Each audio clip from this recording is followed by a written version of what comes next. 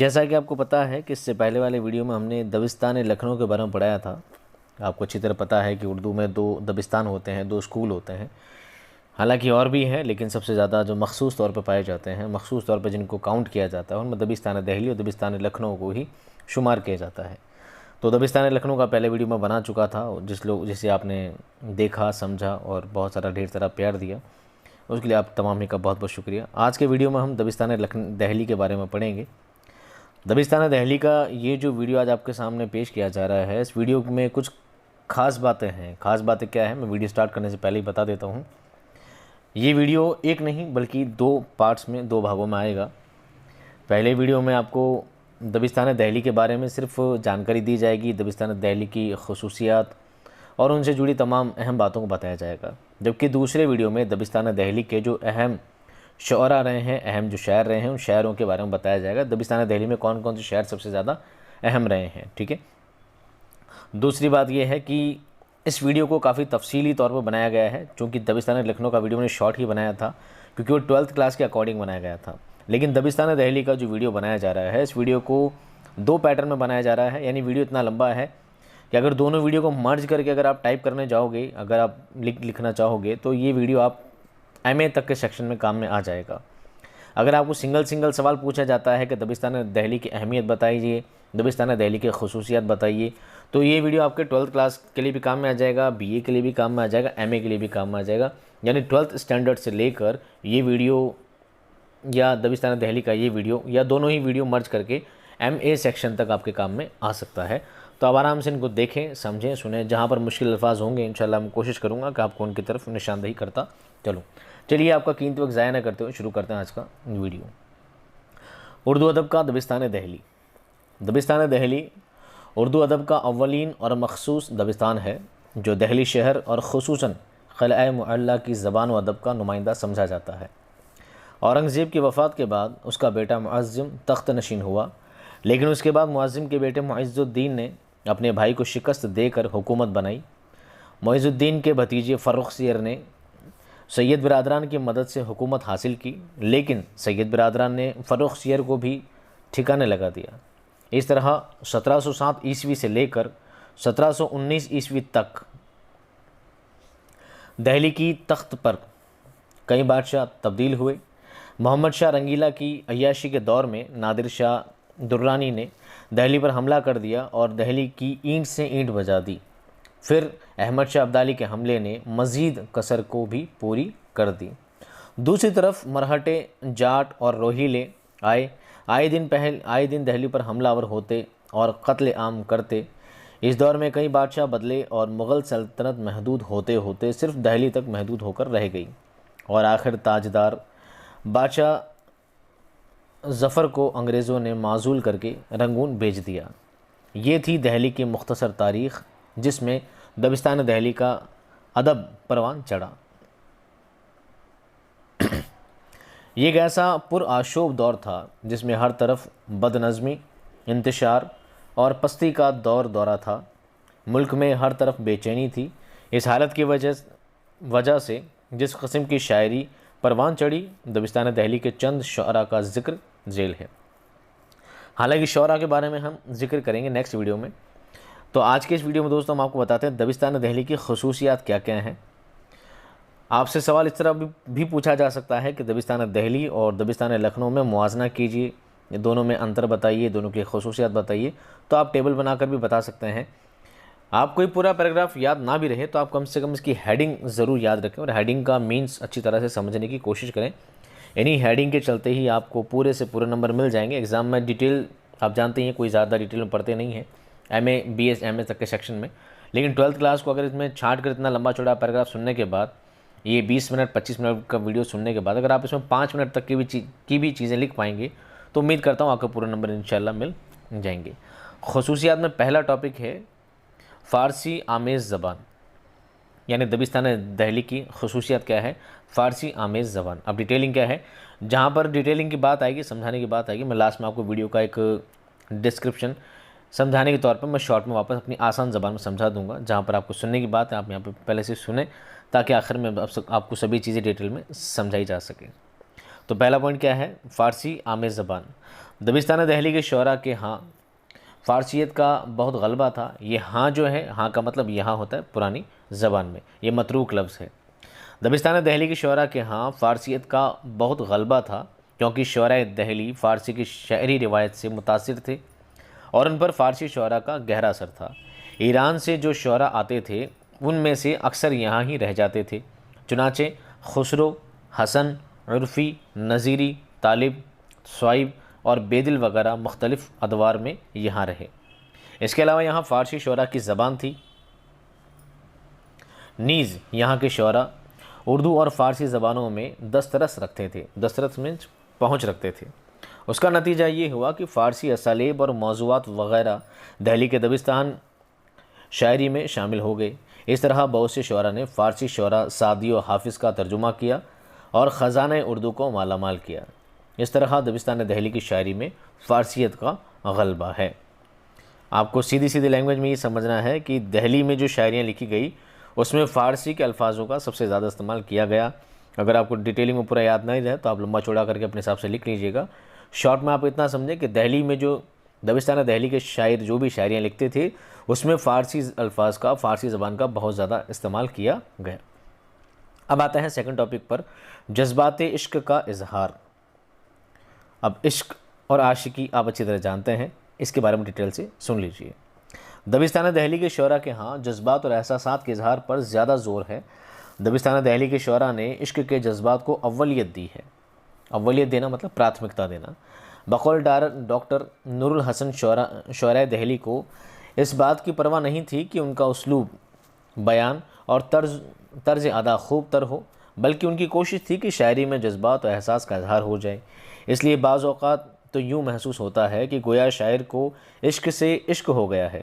दहली के कुछ शोराए इश्क मिजाजी से गुज़र कर इश्क हकीकी से सरशार हुए हैं। देखिए, इश्क दो तरह का है। मैं पहले बहुत सारे वीडियो में इस बात को डिटेल में समझा चुका हूँ। यहाँ पर शॉर्ट में सिर्फ इतना है कि शायरियाँ दो तरीके से लिखी जाती है। एक होती है इश्क मजाजी और एक होती है इश्क हकीकी। इश्क हकीकी से मुराद है इश्क जिससे जो हकीकत वाला इश्क है, यानी जिन शायरियों में अल्लाह ताला से, जिस शायरी में खुदा से मोहब्बत का ज़िक्र हो वो इश्क हकीकी कहलाता है। और जहाँ पे किसी महबूब के ज़िक्र की बात की जाती है वो इश्क मजाजी कहलाता है। ठीक है। लेकिन शायरियों का जो मैटर रहा है, पुराने शायरों का जो मैटर रहा है वो ज़्यादातर इश्क हकीकी से ही मुराद है। अब वो अलग बात है कि आज के दौर में उन्हीं शायरियों को कन्वर्ट करके या उन्हीं शायरियों को घुमा फिरा कर नई शायरियों में कन्वर्ट करके ले लिया जाता है और ये कहा जाता है कि यहाँ पर बात सिर्फ महबूब की जा रही है। लेकिन ऐसा नहीं होता था। वो पुराने शायर ज़्यादातर महबूब की नहीं, दहली के शोरा जो होते थे महबूब नहीं बल्कि खुदा ताला की मोहब्बत का ही जिक्र किया करते थे। इन लोगों ने अल्लाह ताला से लौ लगाई और फैज़ान इश्क की बदौलत उनमें ऐसी बसीरत पैदा हुई कि वो तमाम बनी नौ इंसान से मोहब्बत करने लगे, जबकि कुछ लोग इश्क मजाजी की मंजिल पर रुक गए। चुनाचे उनकी शायरी में मोहब्बत का सोज़ और तड़प मौजूद है, जबकि कुछ लोग नफ्स पर काबू ना पा सके और अबुल हवस में मुब्तला होकर रह गए। चुनाचे दहली में इश्क के ये तीनों मदारिज मौजूद हैं। मसलन दर्द जैसे शायरों ने सूफ़ी शायरी की और इश्क हकीकी को अपनी शायरी का मौजू बनाया। उसके कुछ शेर इस तरह हैं। शेर थोड़े ज़्यादा डिफ़िकल्ट टाइप के हैं, आपको शेर पे इतना गौर नहीं करना है। अगर रह जाएं ध्यान तो एमए के लेवल पर आपको 2-4 शेर लिख देंगे तो आपको इन्फॉर्मेशन थोड़ा ज़्यादा पड़ेगा, थोड़ा ज़्यादा फ़र्क पड़ेगा अगर आप शेर लिख देंगे तो। अगर आप 12th क्लास के स्टैंडर्ड में है, 11-12 की बात है, तो आप शेर याद ना भी रख पाएँ तो कोई दिक्कत नहीं, हाँ हेडिंग याद रख लें, आपके लिए काफ़ी है। तो शेर कुछ इस तरह है। कासिद नहीं ये काम तेरा अपनी राह ले, उसका पयाम दिल के सिवा कौन ला सके। एक शेर और देखिए, जब वो जमाल दिल फरोज़ सूरत महर नीम रोज़, आप ही हो नज़ारे सोज़ पर्दे में मुँह छुपाएं क्यों। तीसरी हेडिंग है इश्क मजाजी, यानी इश्क हकीकी भी है तो इश्क मजाजी भी पाई जाती है। इश्क का दूसरा अंदाज़ जो दहली में बहुत मकबूल हुआ उसमें इश्क हकीकी के साथ साथ इश्क मजाजी के जज्बात भी शामिल हो गए। ये रंग मीर तकी मीर ने बहुत खूबी से निभाया। उनके जज्बा इश्क में वो खुलूस और गहराई थी जिसने उनकी शायरी को हयात जावेदा अता की। इश्क का ये तीखा अंदाज़ दबिस्तान दहली से मखसूस है। इश्क़ मजाजी के चंद अशार मुलाहिज़ा हों जिनमें दहली के तमाम शुअरा ने बड़ी खूबसूरती से इन जज्बात को शायरी का रूप दिया है। कौन से शेर हैं जिनमें इश्क़ मजाजी नज़र आती है? पास नामूस इश्क था वरना कितने आंसू पलक तक आए थे। एक शेर है, जिस रोज़ किसी और पे बेदाद करोगे, ये याद रहे हमको बहुत याद करोगे। कुछ शेर और मुलाहिज़ा हों। एक शेर है, लोग कहते हैं आशिकी जिसको, मैं देखा बड़ी मुसीबत है। अब यहाँ पर आप सोचोगे कि लफ्ज़ मैंने देखा होना चाहिए, लेकिन शेर व शायरी के फ़न में इस तरह के लफ्ज़ को तर्क किया जाता है, इनको कसर करना, बढ़ावा देना ज़्यादातर किया जाता है। तो शेर क्या है? लोग कहते हैं आशिकी जिसको, मैं जो देखा बड़ी मुसीबत है। एक शेर है, फिर के जो वो शोख नज़र कर गया, तेरे कुछ दिल में गुज़र कर गया। अगली हेडिंग है हुज़्न यास। हुज़्न का मतलब होता है रोना, मातम करना, विलापना या महबूब की याद में आहोजारी करना, ये कहलाता हुज़्न। यास का मतलब होता है नाउम्मीदी, जब इंसान को किसी चीज़ की उम्मीद ना रहे। तो कुछ इस तरह के एहसास, इस तरह के जज्बात दबिस्तान दहली की शायरी में पाए जाते हैं। इस तरह की आपको मखसूस तौर पर मिल जाएंगे। दबिस्तान दहली की शायरी की एक और नुमायाँ खुसूसियात रंजो अलम और हुज़्न यास का बयान है। दबिस्तान दहली की शायरी का अगर बहैसियत मजमूई जायज़ा लिया जाए तो एहसास होता है कि दबिस्तान दहली की शायरी में यास व नाउम्मीदी के जज्बात बकसरत मौजूद हैं। शायर ख्वाह किसी मौजू पर बात करे, रंज व अलम का ज़िक्र ज़रूर आता है। उसका सबब यह है कि उसके सारे दौर में किसी को इत्मीनान और सुकून नसीब ना था। ज़िंदगी एक ख्वाब परेशान बनकर रह गई थी। हर तरफ नफ्सा नफसी का आलम था। किसी शय को सबात ना था, सबात यानी परमानेंट।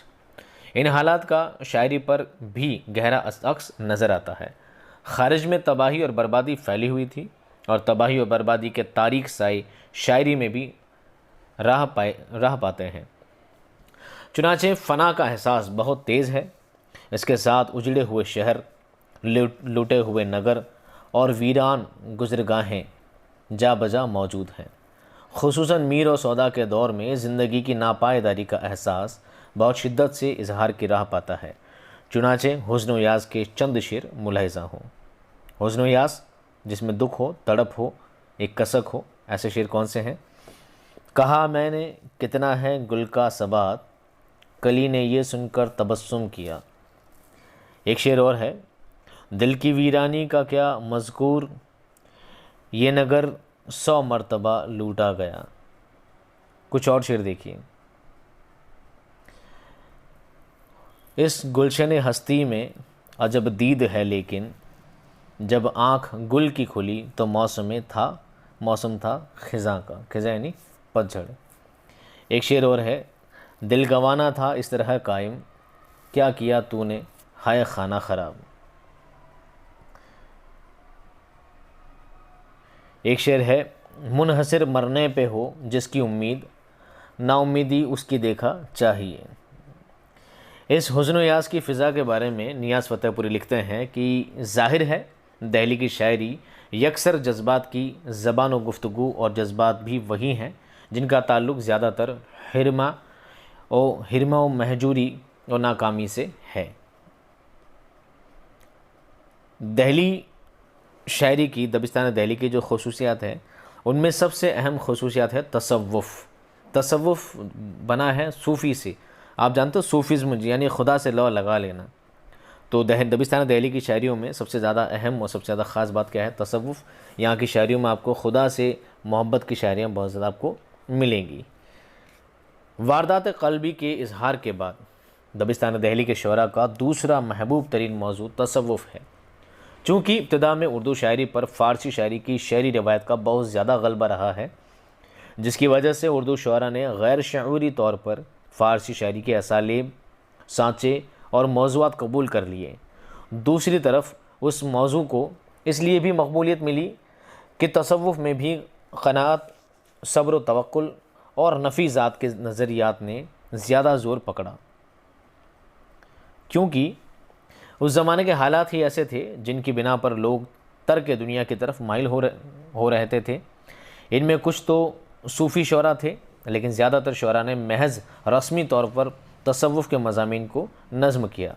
चुनाचे ज़ौक़ और गालिब के ज़माने तक तकरीबन हर शायर के कलाम में तसव्वुफ़ के मज़ामीन नज़र आते हैं। तसव्वुफ़ की मकबूलियत का दूसरा सबब ये तसव्वुरात और इक़दार थे जो हिंदुस्तान की फ़िज़ा में रचे बसे हुए थे, जिनकी बदौलत उन्होंने तसव्वुफ़ को मौज़ू बनाया। अब तसव्वुफ़ के शेर कैसे हैं, देखिए दो चार। मुसाफिर उठ, तुझे चलना है जानिबे मंजिल, बजे हैं कूच का हरदम नकारा शाह हातिम। एक शेर है, गाफिल कदम को अपने रख यूँ संभाल कर यहाँ, हर संग राह गज़र का दाक गज़र काद का शीशाई गर का है। अब ये वर्ड कौन से हैं, ये फ़ारसी अल्फाज हैं जो आपके समझ में नहीं आए होंगे। एक शेर है जलवा गाह तेरा, क्या गैब क्या शहादत, यहाँ भी शुहूद तेरा वहाँ भी शुहूद तेरा। एक शेर है, इस हस्ती ख़राब से क्या काम था हमें, ऐ नशाए ज़हूर ये तेरी तरंग थी। दो शेर और देखिए। सरसरी तुम जहाँ से गुज़रे, वरना हर जहान दीगर था।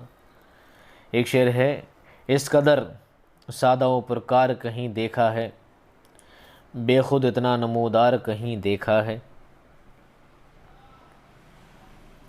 उसे कौन देख सकता कि यगाना है वो यकता, जो दुई की बू थी, जो दुई की बू थी बू भी होती तो कहीं दो चार होता। एक शेर है, राज पोशीदा पूछे किससे, बेखबर है जो बाखबर है। अगली हेडिंग है रमज़ियत और इशारियत। इशारियत का मतलब होता है इशारों किनारे में बात करना, यानी बात को बहुत ज़्यादा विस्तार से नहीं कहकर शॉर्ट एंड स्वीट में बात को, इशारों किनारे में बात को बयान करना। ये दबिस्तान दहली की खसूसियत में एक है। तसव्वुफ़ की बदौलत उर्दू शायरी में बड़ी वुसअत पैदा हुई। चुनाचे बकौल डॉक्टर नूरुल हसन हाशमी कहते हैं, दहली में तसव्वुफ़ की तालीम और दरवेशी की रिवायत ने ख़यालात में बुलंदी और गहराई पैदा की और उसलूब में मतानत और संजीदगी को बरकरार रखा। तसव्वुफ़ की रिवायत ने शायरी को एक अखलाकी लबो लहजा दिया और इब्तिज़ाल से दूर रखा। मसाइल तसव्वुफ़ ने उर्दू गज़ल को रमज़ व किनाया की ज़बान दी। पीर मुगा, गुल, बुलबुल, चमन, शमा, परवाना, मैकदा, इसी तरह के और बहुत सी अलामतें तसव्वुफ़ के रास्ते और शायरी में दाखिल हुईं। तसव्वुफ़ ने उर्दू शायरी को फ़िक्री पहलू भी दिया और इस्तिग़ना का दर्स देकर दरबारदारी से अलग रखा। मिजाजों में खुददारी और बेनियाज़ी पैदा की। तसव्वुफ़ की बदौलत उर्दू शायरी में जो रमज़ियत और इशारियत आई, उससे शौरा ने बहुत फ़ायदा उठाया और चंद लफ्ज़ों में मानी की दुनियाएं आबाद की। झेल के अशार देखें कि पर्दों में कितने जहां आबाद दिखाई देते हैं। शेर क्या है देखिए, जिनमें इशारों किनायों से बात की गई है। दाम हर मौज में है हल्काए सदकाम निहंग, देखे क्या गुजरे है कतरे को गोहर होने तक। मिर्ज़ा गालिब का शेर बहुत खूबसूरत शेर, जहाँ मगरमच्छ की और मोतियों की बात की गई है। वो बादशाह वो बादा ओ शबाना की सरमस्तियाँ कहाँ, वो बादा शबाना की सरमस्तियाँ कहाँ, उठे बसब की लज्जत ख्वाब सहर गई।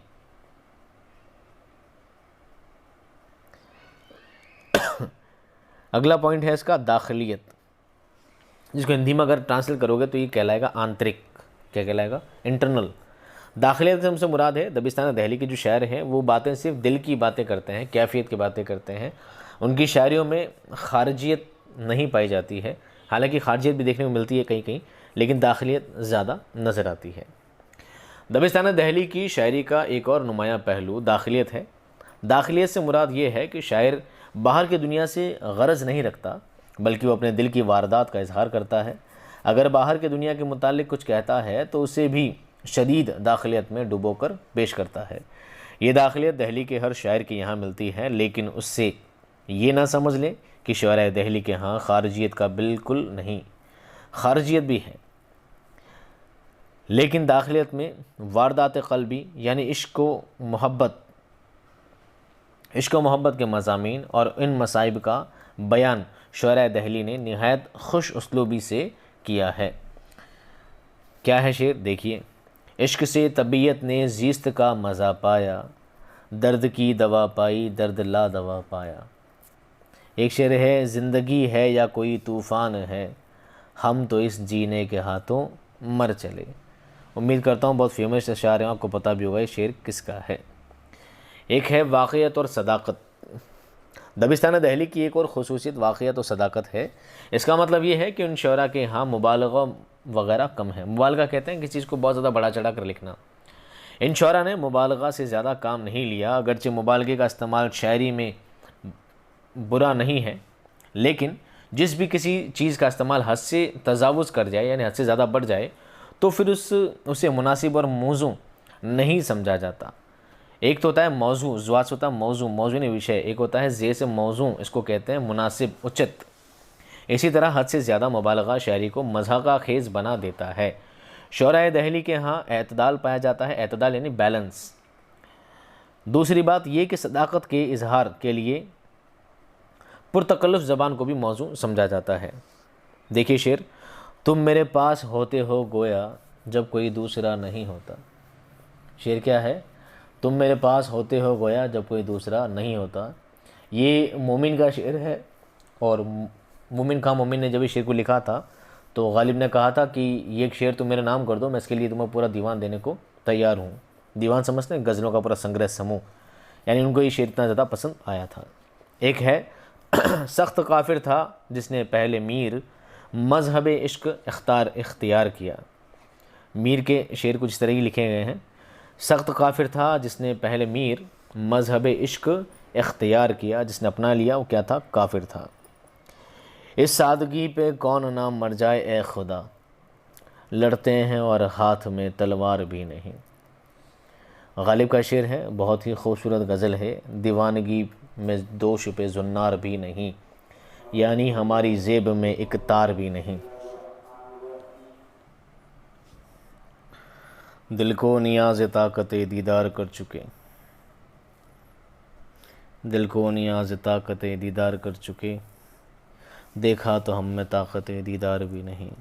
गालिब का बहुत खूबसूरत गज़ल है, आप पढ़िएगा, रेख्ता पर आपको मिल जाएगी। अगला शेर है, लाई हयात आए ख़ज़ा ले चली चले, अपनी खुशी से आए न अपनी खुशी चले। अपनी खुशी ना आए थे, यहाँ से आए नहीं, गलत टाइपिंग है। मिर्ज़ा ज़ौक़ का शेर है, बहुत ही खूबसूरत गज़ल है, आप इसे भी पढ़िएगा। आखिरी अगर कोई बात उसमें काउंट की जाती है वो है सादगी, सिंप्लिसिटी जिसे कहा जाता है। सिंप्लिसिटी दबिस्तान दहली के ख़ुसूसियात में से एक है। शुअरा दहली के यहाँ ज़बान में भी सादगी, सफाई और शिस्तगी पाई जाती है। शुअरा दहली ने जिस तरह मज़ामीन में वाक़ियत और सदाकत को मद्देनज़र रखा है, उसी तरह ज़बान भी सादा और आम फहम इस्तेमाल की है। अगरचे इन शुअरा ने सनअतों का इस्तेमाल किया है, लेकिन वो सनअत बराए सनअत के लिए नहीं है।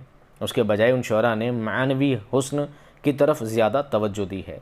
यही वजह है कि उनके यहाँ तशबीह और इस्तारे का इस्तेमाल हद से आगे नहीं बढ़ता है। शेर क्या है, मीर उन नीम बाज आँखों में, सारी मस्ती शराब की सी है। बहुत खूबसूरत शेर है, मीर का है, ये गज़ल का मख्ता है। हस्ती अपनी हुबाब की सी है, ये नुमाइश शराब की सी है, ये इसका मतलब है। बहुत खूबसूरत गज़ल है मीर की। अगला शेर है, बक रहा हूँ जुनू में क्या क्या कुछ ना समझे खुदा करे कोई। अगला है इख्तिसार, जिसे हिंदी में कहते हैं संक्षेपण। इख्तिसार नहीं, शॉर्ट एंड स्वीट में बहुत कम से कम लफ्ज़ों में बात को बयान करना। शुअरा दहली के कलाम में जहाँ ज़बान में सलासत और रवानी का उनसर नुमाया है, उनसर यानी तत्व, वहाँ इख्तिसार भी है। इस दौर में दूसरी असनाफ़ के मुकाबले में गज़ल सबसे ज़्यादा नुमाया रही है और गज़ल की शायरी इख्तिसार की मतकाज़ी होती है। इसमें नज़्म की तरह तफसील नहीं होती, बल्कि बात इशारों के नए में की जाती है। इसलिए इन शुअरा के यहाँ इख्तिसार मिलता है। नीज़ गज़ल का मखसूस ईमाई रंग भी मौजूद है। यहाँ के शोरा अपने दिली जज्बातों एहसासात को जूं का तूं बड़ी फनकारी से पर्दे में पेश कर देते हैं। इसी बात का जिक्र करते हुए मोहम्मद हुसैन आज़ाद लिखते हैं कि उन बुज़ुर्गों के कलाम में तकल्लुफ़ नहीं है, जो कुछ सामने आँखों के देखते हैं और उसी से ख़यालात दिल पर गुज़रते हैं वही ज़बान से कह देते हैं। उस वास्ते अशार साफ़ और बेतकल्लुफ़ हैं। शेर है, शायद उसी का नाम मोहब्बत है शयफ्ता, एक आग सी है सीने के अंदर लगी हुई। शेर क्या है? शायद उसी का नाम मोहब्बत है शयफ्ता, एक आग सी है सीने के अंदर लगी हुई। शयफ्ता कौन है? मिर्ज़ा गालिब के शागिर्द भी हैं और देखा जाए तो मिर्ज़ा गालिब के ख़ास दोस्त भी हैं। एक शेर है, तू कहाँ जाएगी कुछ अपना ठिकाना कर ले, हम तो कल ख्वाब अदम में शबे हिजरा होंगे। एक शेर है, हम भी तस्लीम की खो डालेंगे, बेनियाजी तेरी आदत ही सही। तो आज के टॉपिक को ख़त्म करते हुए लास्ट की चीज़ है मजमुए जायज़ा। हमने जो कुछ पढ़ा है इस सारे का निचोड़ क्या है 3-4 लाइन में ये देखेंगे। दबिस्तान दहली का जिक्र करते हुए डॉक्टर नूरुल हसन हाशमी लिखते हैं कि दहलवियत एक ख़ास उफ्ताद ज़हनी या मिजाज शहरी का नाम नहीं है, जिसका इजहार मखसूस तमद्दुन और शहरी असरात की वजह से हुआ है। दहली का शायर गम रोज़गार का सताया हुआ, गम इश्क का मारा हुआ है, इसलिए उसके कलाम में दोनों की कसक और खटक पाई जाती है। सियासी हालात ने उसे क़ुनूती बनाया, तसव्वुफ़ ने उसमें रूहानियत पैदा की और उसके साथ साथ एक अखलाकी नसबुल ऐन और तसव्वुर अता किया। उसी ने उसकी आंखें अंदर की तरफ खोलीं। तो यहाँ पर दोस्तों आपका टॉपिक क्या होता है, ख़त्म होता है। क्लास काफ़ी लंबी हो गई, लेकिन सभी बातें वाज़ेह करना समझाना आपके लिए ज़रूरी था। तो अगर आप 12th क्लास के सेक्शन में हैं तो आप इनसे निचोड़ के खास बातें लिख देंगे तो भी चलेगा, और अगर आप BA या MA के सेक्शन में हैं तो आप इनकी हेडिंग कम से कम याद रख लें, ताकि आप उन चीज़ों का आगे जाके एक्सप्लेन कर सकें। और शॉर्ट एंड स्वीट में अगर पूरा समझें दबिस्तान दहली क्या चीज़ है। दिल्ली में अच्छी खासी सभ्यता रहती थी, अच्छे खासे लोग रहते थे, शेर व शायरी करते थे, लेकिन दिन पर दिन आए दिन आक्रमण होना, दूसरे हमलावर आना, तो बार बार हमलों से दिल्ली बार बार टूटती रहती थी और दिल्ली के हालत बहुत ज़्यादा ख़राब रहते थे। तो इस हालत ख़राब में जब वो जो शायर वहाँ रहते थे, उस बुरी हालत में रहकर, इंसान गमों में रहकर, परेशानियों में रहकर अच्छी शायरियाँ कहाँ से लिखता। तो उनकी शायरियों में दर्द था, तकलीफ़ थी, कसक थी, खटक थी, दर्द व अलम की शायरियाँ यही लिखा करते थे। और ये बात आप भी जानते हैं कि कहते हैं खुदा को इंसान याद कब करता है, जब वो दुख तकलीफ़ में होता है। तो इनकी शायरियों में भी खुदा से मोहब्बत का गलबा बहुत ज़्यादा पाया जाता था। लेकिन कंटिन्यू इस तरह का हालात ख़राब होते होते होते एक दिन ऐसा भी आया कि इन सभी लोगों ने दिल्ली से क्या कर लिया, प्रवास कर लिया। दिल्ली से इन लोगों ने पलायन कर लिया और सभी लोग कहाँ पहुँच गए, लखनऊ पहुँच गए। और जब इन्होंने लखनऊ जाकर देखा तो लखनऊ के हालात बहुत ज़्यादा अच्छे थे। वहाँ पर ऐश परस्ती थी, अय्याशी थी, ऐश आराम थे, हर तरह की ऐश आराइश से वो जगह आबाद थी।